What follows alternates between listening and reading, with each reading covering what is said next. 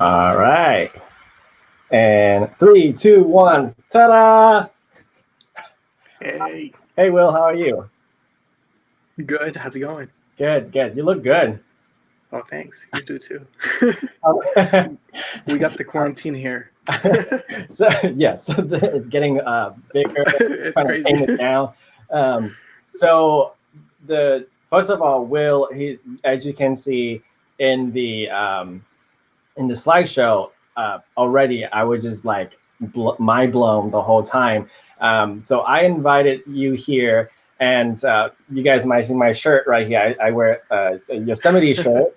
The reason why is the first time I've ever like seen Will's work. It was at Taft Point and Glacial Point at Yosemite, and the photo that he shared a year later won Junebug's best photo, wedding photo of the year. It was a contest that I saw it and I'm like so inspired. And then a year later, saw that you won that photo. So every time I think of you, I just think of Yosemite. And so this is why I'm wearing a Yosemite shirt to Awesome. talk to you today. Yeah, sweet. Thank you.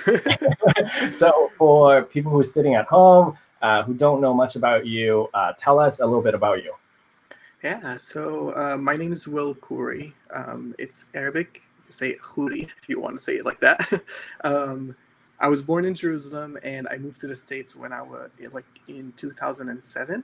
And I came for college and basically I'm an architect. But 3 years into the process, um, I switched majors to become an art like student, and that was so liberating for me to go from something that's like has so much structure to something that has no rules whatsoever, and it was awesome. I've been a full-time elopement and wedding photographer for 5 years now, or almost 5 years, and I'm based out of the Central Valley in California, and I almost never shoot where I live, usually in Yosemite, the Bay Area, or somewhere other than California. Yeah. That's awesome. How did you get into wedding in the first place? Like, Oh, geez. I knew you were going to ask that. someone's So been watching the live show every day. yeah. Long story short, when I was in school for architecture, I was actually up in Oregon, and I was at the U of O for about a year. Um, I could not get a job whatsoever in Oregon because I had a California license, and they don't like to hire people from California. So um, I decided when I switched majors, I came back to California, and my sister told me that if you're looking for a job, I have a photographer friend who you can maybe assist them or see if you can work with them. You're into photography. And at that point, I had nothing to do with wedding photography. It was just like a hobby. I was like, okay, I'll give it a shot. So basically, message him. And after a year of not having a job, he was like, yeah, why don't you come on as an assistant? And it started off as a lighting assistant. So I basically followed him with off-camera flash, and his style is very traditional compared to what we shoot now. Um, and I was the off-camera assistant, off-camera lighting assistant. So wherever he would point his camera, I would have to like make the light on the subject flattering.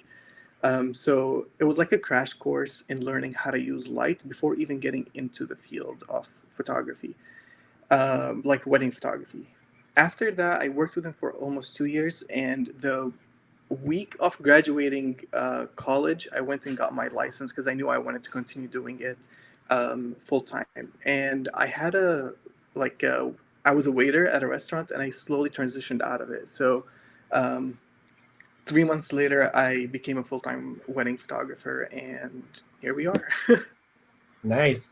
Yeah. I like that you get exposed to like you talk about light like right away, because one thing I noticed when I thought about inviting people on here, and when I thought of you, even though Will at Haydolling workshop, usually you would talk about like backup systems and like all the very Yeah. technical um, like hard drives and cloud backup, all kind of backup stuff. But the reason why I wanted you to talk about something else is because there's so much more about your work that people want to learn about. And the first thing that like pop into my head is light, actually. Like that's my first initial text message to you. about this. Yeah, I like how you brought that up because did you think that that was so today when you shoot weddings and stuff, was that knowledge about light and like off-camera flash and all that stuff, do you still use that for your day-to-day work today? absolutely, 100%. Tell us more about Um, yeah, so even though it's like I specialize in elopements and intimate weddings, but in some situations you definitely have to put a flash on and still have to use it, but in a way to make it look as natural as possible. So there's a misconception about like people wanting to be natural light photographers, but that really doesn't work if you're in a like dark area. So you have to put a flash on or like have a like radio transmitter to trigger it remotely to make it look like it's coming from somewhere else and create interesting light. Of course, I don't have it on all the time, but when it's needed, like sometimes even in an overcast situations, I would have the flash on just to make sure that there's separation between what's in generally there and the subject, and that just creates a lot more separation. So yeah, I still use it a lot, and it's always with me. And some days I don't take out the flash whatsoever, but it's definitely helpful to know the flash before going, like to shoot anything. Yeah, I wish we could show like individual photos from your slideshow here because I did know because I remember seeing a photo from you. I think it was at Big Sur, and you set up like a flash or some sort of light in the back of the couple, Behind them, and yeah, then behind them, and this was an elopement, right? Like it was yeah. an outdoorsy, yeah. So that was really interesting and creating that. I think you captured it was fog and It the was couple. actually like mist that was coming And, from the yeah, ocean. And it was to the point where we were drenched after that shot. We knew that that was going to be the last shot of the day because we ended up at the coast and there was just so much water in the air coming through. And I said, I just have to use flash for this. And the only way to make it much more interesting than shooting it like front lit right. was to put it behind them and trigger it, making a silhouette out of the scene rather than lighting everything in the front. Because if it was lit from the front, you wouldn't have been able to see the couple because it just would be so bright and hazy in front of you. So, yeah, resorting to doing it backwards, where shooting into the light worked out really nice. And it kind of created this like surreal frame that everything is white and they're etched out in the shot.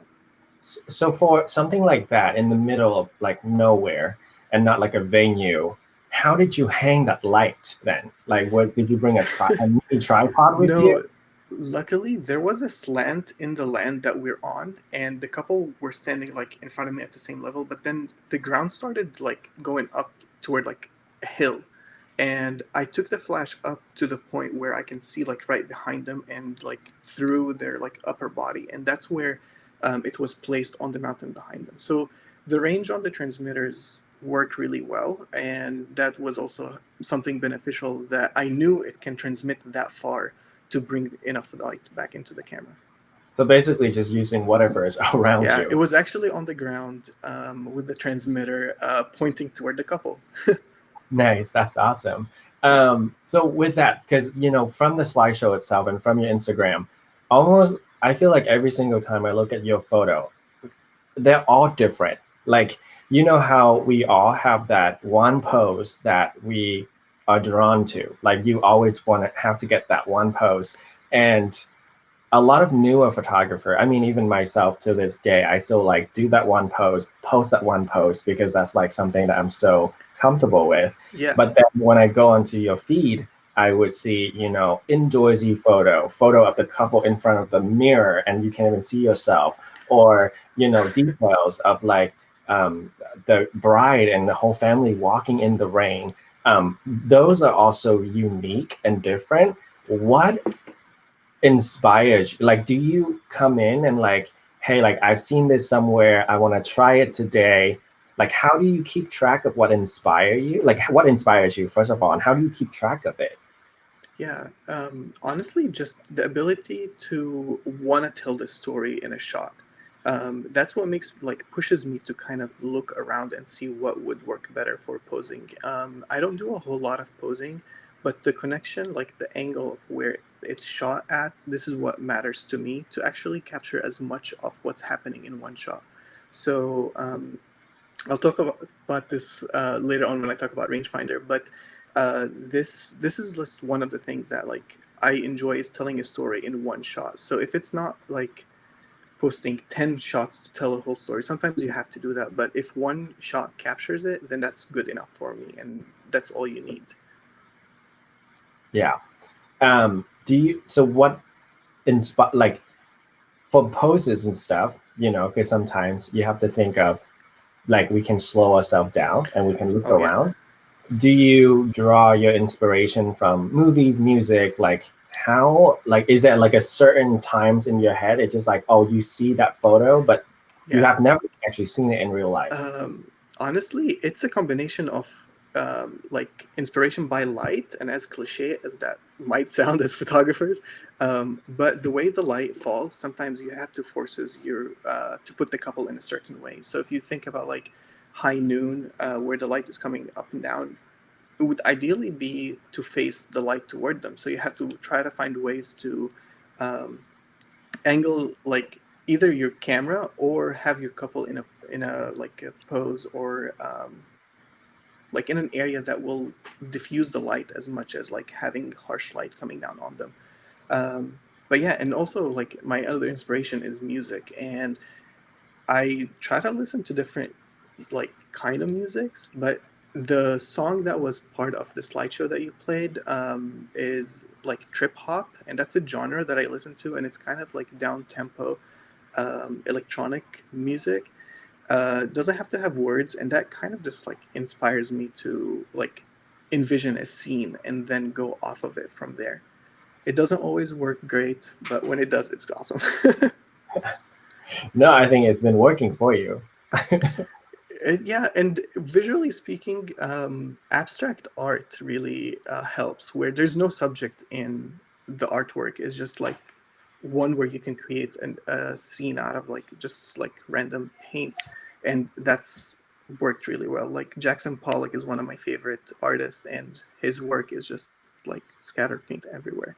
So you start seeing scenes in that, and it's really nice when, I mean, take it from abstract art into wedding photography. It's not like very common, but it works for me. Yeah, yeah, no, it's amazing. For you guys who just now tune in, Will and I are just talking about lights, poses, ways to keep ourselves inspired, being creative. Pretty soon, we're going to talk about Will being a rangefinder as well. So if you guys have questions for us, go ahead and type it in the comment box. We'll just talk as we go. And then at the end of our talk, we'll take your question. Just like yesterday and a couple of days ago, every time that you ask a question and we take a question, we'll do a drink. We'll do one right now. There you go. Cheers. Okay.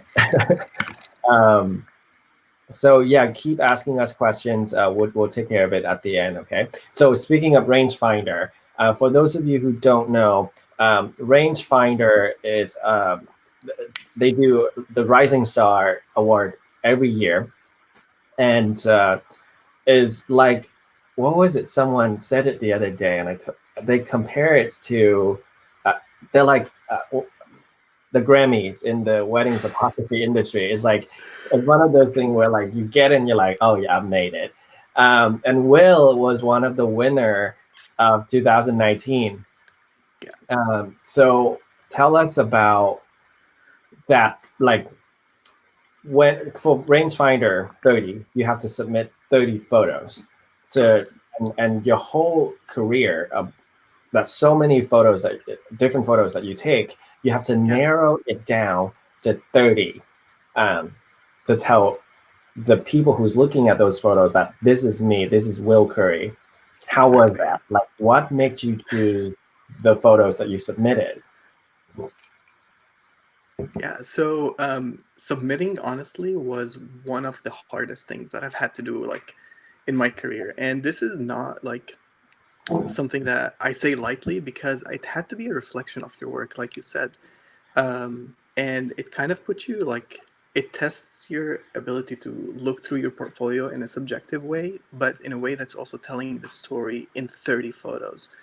So it sounds a lot easier than it actually is, but it's such a big task to go through so many photos and put just 30 down, like to submit them. Because that has to represent your work as an artist, shows your talent. Like it has to show all aspects of what you can do in 30 photos.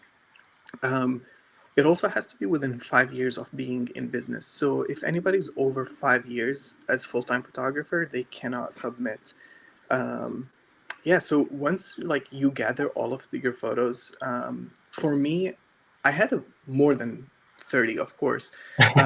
But then because like we have like attachment to some photos that we sometimes feel like, oh yeah, it's a strong photo, but we know the backstory behind it, but people really don't. So this is why like you end up with so much more than 30. And what I ended up doing is sending my portfolio to a few photographers, and I told them, just tell me what you think are the ones that are staying and ones that are like absolutely like have to go.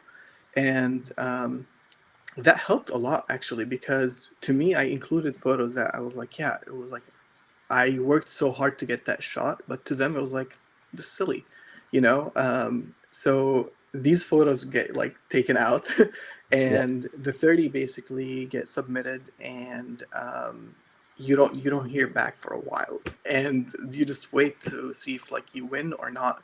um, but yeah, that's like it's a really hard task to do. And ever since being nominated in, I got nominated in 2017 for 2018, and I didn't get that one for that year. But the ability to go through your portfolio in general and look back at your work, like just to reflect, to see general growth and where you started and where you're at right now.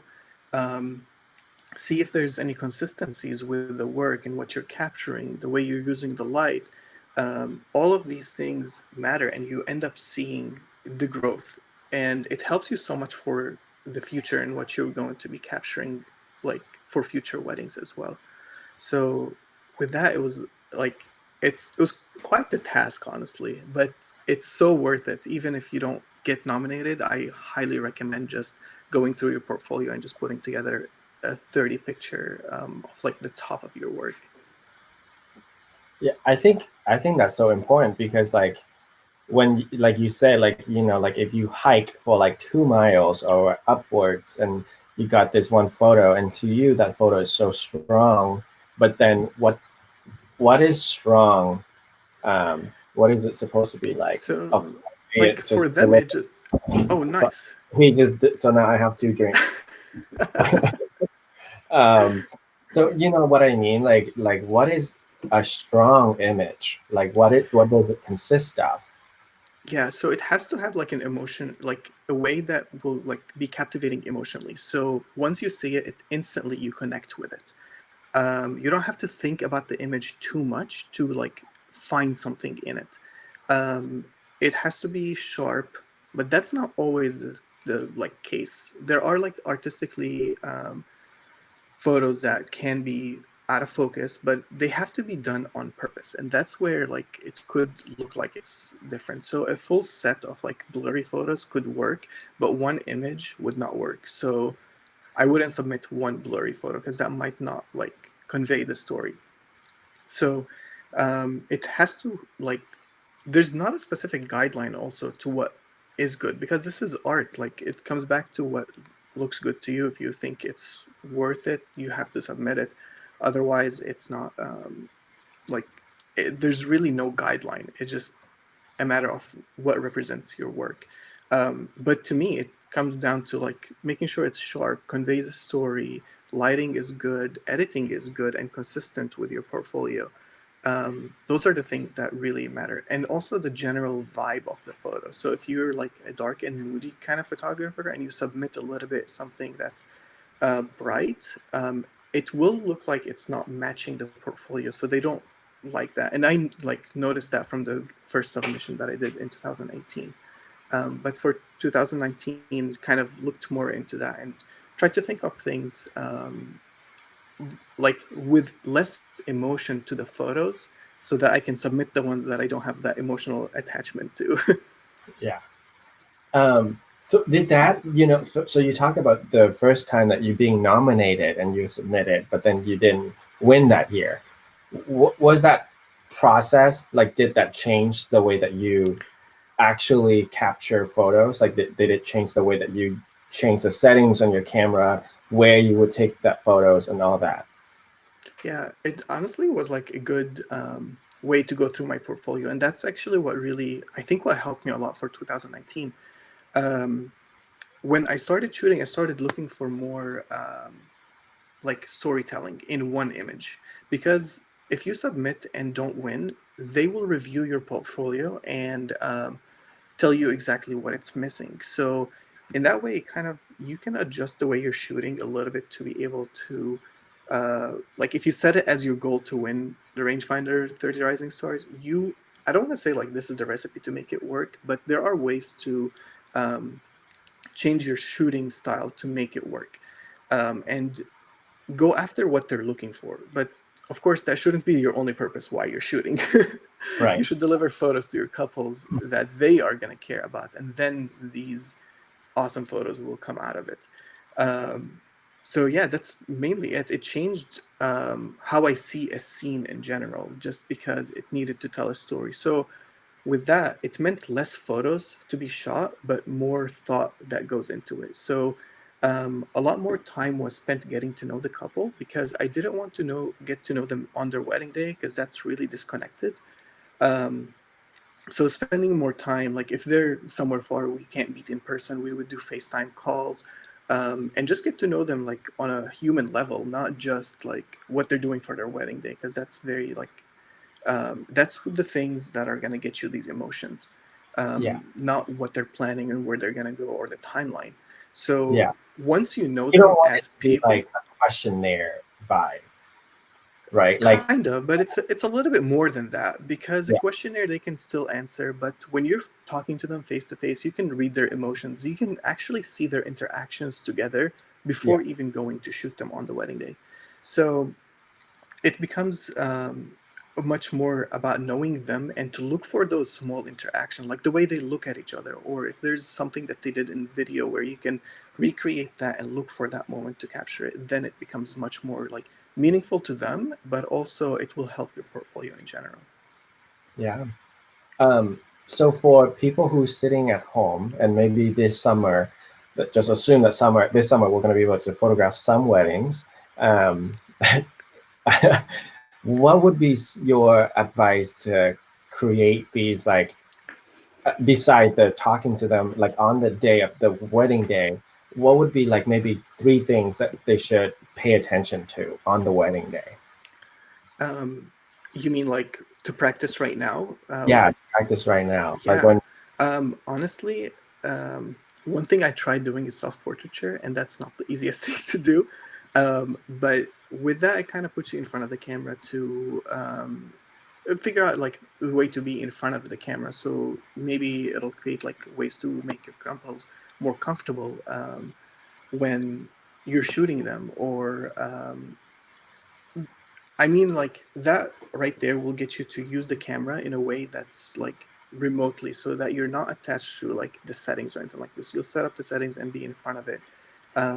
Another thing is maybe practice with a family member, someone who's patient and willing to get more creative, because these are the times to actually get more creative with things and practice for when the real thing happens, like on a wedding day. Maybe you shot something at home that you're like, okay, this is definitely going to be something I'm going to use for my couple, and go for it from there.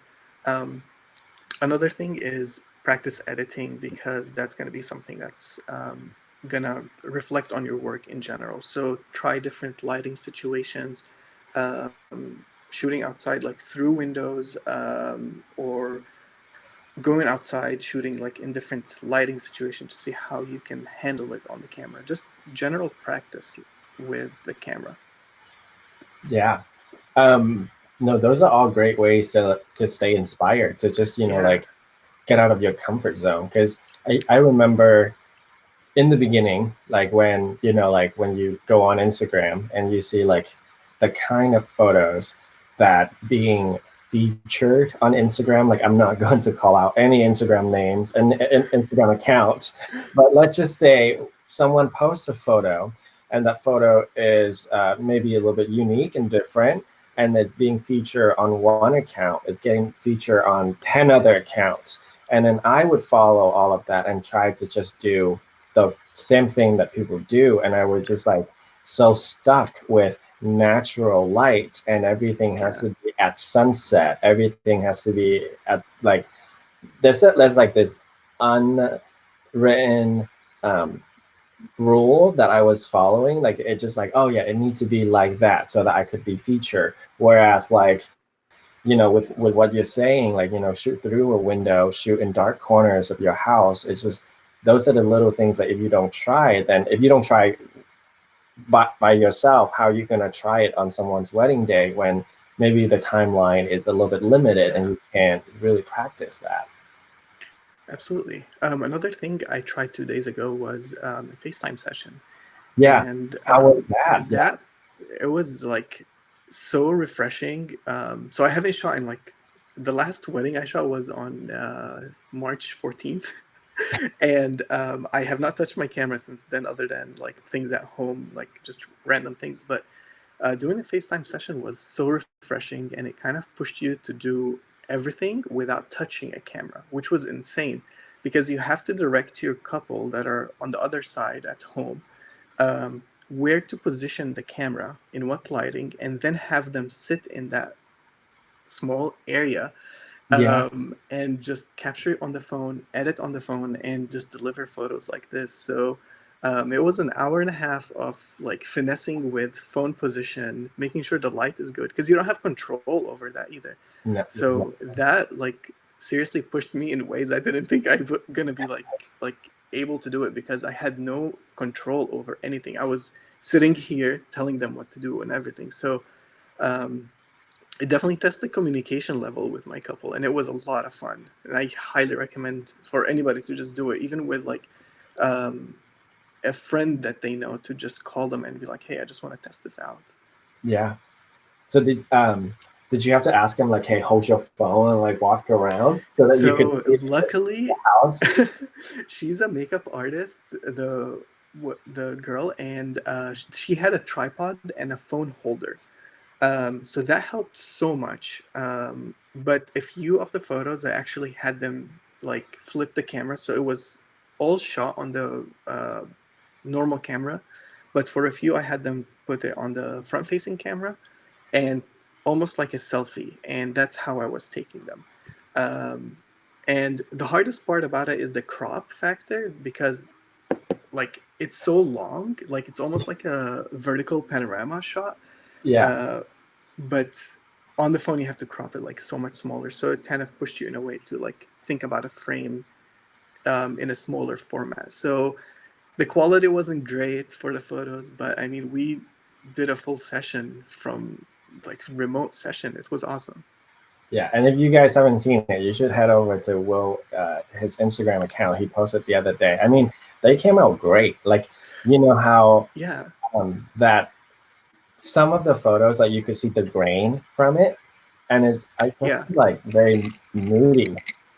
And actually I add grain in editing, so it helped that whole feel, but it's actually not that great of quality photos wise, that because it's a live photo as well. That was the interesting part to edit. So it's capturing live photos, and you have to go frame by frame to find the right shot, and then add the grain to it to make it look a little bit more moody. And like if you're looking for something that's I don't know, it might not be like the best thing, but I mean, you can still get creative with it for sure. And I think that's like one of the best things to like do right now, to like push your creativity, communicate with the couple in a whole nother level. So if you guys are tuning in right now, make sure you ask us any questions you want to know. Besides talking about being a rangefinder rising star, Will also done so much of the international travel work, adventure elopement, and then in the meantime, I'll start asking other questions as well. But anytime you guys have questions, just let us know. This question I ask almost all the guests that been on the live stream the last couple of days, because I think the main thing is for people who are newer, who are sitting at home, how do you market yourself? Like, how do you push your work out there so that people see, the kind of art like that you put into your work? Yeah, so when I first started out, I actually put an ad in a magazine for local weddings, and that was one of the ways that I got the word out about my work. And from there, it started going into like social media. It was Facebook, and then jumped into Instagram.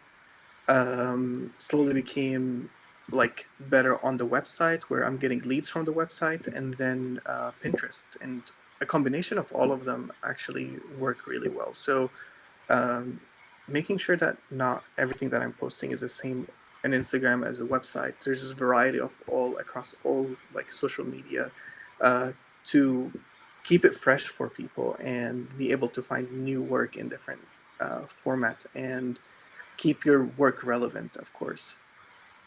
But yeah, social media I feel like is the um, best after, of course, word of mouth, because that's always going to win no matter what. Yeah, 100%. Yeah. uh, so do you think, where do you think you get the most lead? Was it on I listing on think, like these wedding vendors, Instagram? yeah, I'm listed on Junebug Weddings. I don't get a whole lot of leads from there. Honestly, Instagram is the most out of like social media where you get things from, and I honestly feel like it's because it's the way, as a social media platform, you see the images, you connect with them right away. You don't have to know who that person is before you reach out to them. You just connect with the work, and that's what people are looking for. They're looking, getting photos. So you're putting your photos before yourself on there. So I think that's why Instagram is such a good platform for like showing your work. 100%. I mean, Instagram itself is tiring, like, Oh yeah. but I I feel like hate it. To be honest, I don't like Instagram at all, and it takes so much time. I it, hate writing captions. I hate like doing so much on it because it's just so much time consuming. But when you get that inquiry from it, it's really nice. But at the same time, makes you wonder if you spend the same amount of time you would on Instagram doing building your website or SEO, how much more are you going to get for like the future, because you post an image and within 48 hours it becomes irrelevant, like it's not going to show up anywhere. So you have to keep it going somewhere, and that's where you jump into like Pinterest or uh, your website. yeah. How's Pinterest for you? It's growing. It's growing good. Yeah. Have you been, what have you been doing with like all the business stuff during quarantine? Like, have you been spending more time on Pinterest versus your website, or um, do you think? Yeah, honestly, I haven't been doing as much work as I need to do, but mainly because I also like taking breaks and stepping away from the photography world, because like you get so overwhelmed and you start thinking of like, oh, I need to be doing projects now, but sometimes you need a break and you need to like do house projects or cook more, drink more, of course. uh, but like stepping away from it also is super helpful, at least for me. But when it comes to work, of course, make sure that all your galleries are delivered right now. If anybody has a gallery that they haven't delivered, get on it. Now, um, and yeah, just basically like building more in the website and just revamping things, like updating things that usually you would not have time to do if you were like on a regular wedding schedule. yeah, I think, yeah, and the Foxes said the exact same thing yesterday as well. With everything that, with us, like wedding photographers, we follow other wedding photographers on Instagram, and then you're on Facebook groups, and you get random friend requests from photographers, Yeah, and then you open your eyes and your whole world is just wedding photography, and sometimes it can be like so exhausting. absolutely. Yeah, Stepping away from it, doing things that you enjoy in your life could, yeah, bring inspiration into, and energy, like re-energize you into like. absolutely. when to you spend work so with. much time like looking at other people's work, and you actually like start comparing yourself, and that's really like not a healthy place to be, because you start seeing yourself like, why is my work not reaching that many people, and how come my Instagram isn't doing well, why is this photo not doing great, and then you start thinking like it's your work that's not like worth being out there, and it's definitely not. It's just the way these platforms work. But if you're seeing work and you're consistently looking at these things, and you end up comparing yourself no matter what. So it's definitely not healthy being on social media all the time and doing something that has nothing to do with photography, like installing lamps at home or whatever it is, yard work. It just gets you thinking of other things, you know?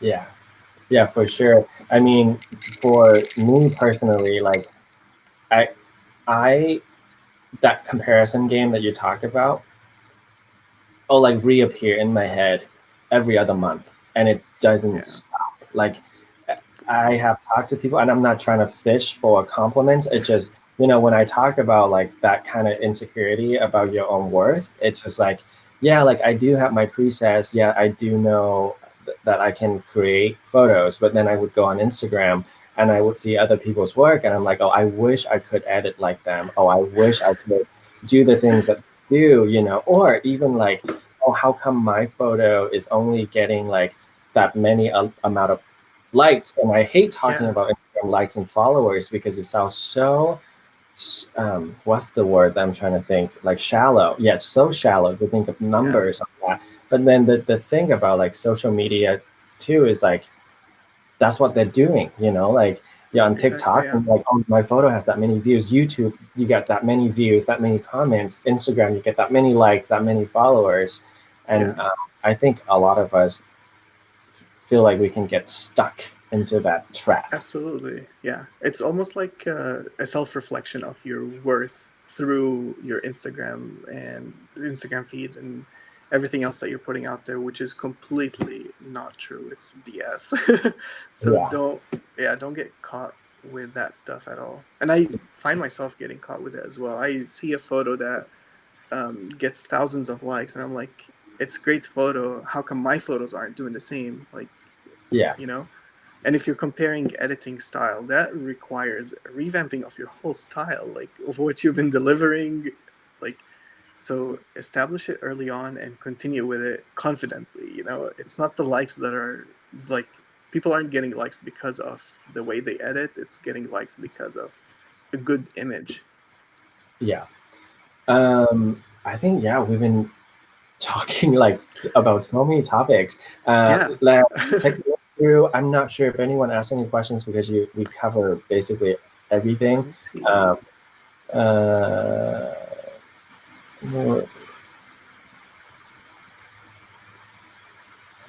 okay, Can this is you a compliment see for any? Will here. You see on the main screen. I knew you were epic AF, but seeing all this pile up just proves even more so. Thank you so much. I can't I'll see who bring to this that. I person think is, but was that Nick that said that? cheers. um, I thought I'm gonna be drunk at the end of this, but I mean, what if we take a look at the next like compliment and you just drink the whole thing? yeah, Um, no, we're not gonna do that. uh, cheers, I miss you guys. This is another compliment for Will. I am a new fan of your work, so thankful I get to see you through Henry's Instagram. You're also Oh, inspirational. Thank you so much, you thank you guys. so much. I Yeah, appreciate it. Cheers to that as well. let's cheers again. All right. I guess I think what I can ask one last question before I let you go, since it's been about Yeah. like 40 something minutes. Um, what is your plan to get your name out there even more for 2020 and 2021 couples? Like, what are some way that you are implementing either today or the next Yeah. couple of days or month? Honestly, I don't know what's gonna happen for 2020. Yeah, um, Are you But saving dates for 2021 just in case 2020 couple moved? What's your? yeah, they actually, I had a few couples move their dates to 2021, and it's perfectly fine on my end. Like, I wasn't making it more of a hassle than it already is, because moving a wedding date is not easy at all. Um, so trying to work together as much as possible with making sure that everybody still has their wedding date, and I'm still shooting their day, because at this point we've established so much in like the relationship part of working together with couples, um, that I don't want to lose that, and I still want to be able to help them as much as I can. So a few move their dates to the end of the year, but more are moving them into 2021, and a few of them are actually splitting their date into an elopement and then a family reception for next year. Me As too. yeah, and you Yeah. know, it's really nice because they're doing an anniversary like celebration with their family later on, so they get to celebrate a year of marriage, and then they get to like party then. And I think it's a lot of fun, but of course it's taking up dates on 2021. So yeah, just that's like what we have to do, I think, right now to stay in touch and helpful as much as we can for everyone. Yeah. Yeah. I think the thing that so many people sitting at home like have to deal with is like, yes, it's gonna take up your new date in 2021 where you cannot book um, that Saturday because like Absolutely. for us right here, I know we do a mixture of elopements, which is typically weekdays, so that we Yeah, don't have to deal with like crowds. And then absolutely. weddings would take up Saturday, but so many people who are only doing weddings and they don't do elopements at all. And Yeah, typically weddings are like Friday, Saturday, and I mean, like with them taking up our Saturdays for 2021 is nobody wanted this, but yeah. in a way, So luckily, everybody that I've like all my couples have been understanding of the situation, and they're trying to see if they can move their date to a day that I'm already free and not a date that I'm already booked for. So if they change it for that date, then it's great. We can't shoot right now anyway, so the date is going to be booked regardless. It just takes a little break on getting paid, basically, but that's, I mean, if that's the worst of it, then so be it. We'll get to shoot them. We'll have fun with it later on, and it'll be okay. We'll survive this. yeah. So before I let you go, I would love for other people to learn a little bit more about you, like where can they follow you? And do you have any online courses, presets, anything that you can help other Yeah, photographers? Let us know everything about you. absolutely. So you can find me and everything about me on willkhoury.com. So just my name. Um, and basically, I do offer mentor sessions, like one-on-one mentor sessions, as well as like personalized workshops for anybody who wants to learn about absolutely anything in the field, from gear to like client interaction, anything basically to run your business. I'm more than happy to help anybody like this. And with those mentor sessions, everything is on the table. There's no like hidden secrets that I don't tell you or anything like that. I just genuinely want to help people um, build a career out of wedding photography for those who want to start in it. Um, as far as classes or anything like this, I currently don't have anything, but been thinking about creating something. I definitely want to put a backup and workflow guide for people. I think But it's gonna since be cool. everybody, it is pretty cool, but I just want to be able to. I think with that kind of guide, it would work better for it to be a one-on-one type situation, because each backup system, each person like to do things a little different, and one setup won't work for everybody else. So it's just so many variations of how you can back up your system depending on your budget, the way you're editing, all of these things. I mean, gets factored in. So for now, it's like a personalized one-on-one backup mentor session that will like set you up to make sure your galleries and your work that you're capturing for couples is safe no matter what. Yeah. I think and backup is one of those things where is so important that when you go online, when you go onto other like well-known wedding photographers, nobody ever talk about backup systems. Yeah, But the it's one thing is, if someone who's sitting at home right now watching this, and when you go home from a wedding and your photos only live on one external hard drive, you need to talk to Will. Like that's not enough. Because yeah, the one email up to your couple say, hey, I'm so sorry, I lost your photos because whatever it's the excuses, worst emo. whatever, that's not the conversation that you want to have. And Yeah, and I've learned so much from you about that, and I can I can attest that your backup one-on-one mentorship is going to be sick. and honestly, you don't need to sign up for a full-on mentor session. If you have a question that you like, a quick question, reach out to me on Instagram. I'm more than happy to help. Yeah, And also, if you want to set up a full-on session, we can definitely do that as well. But for smaller things or like a quick question, I'm always happy to help no matter what. awesome. And Yeah. presets?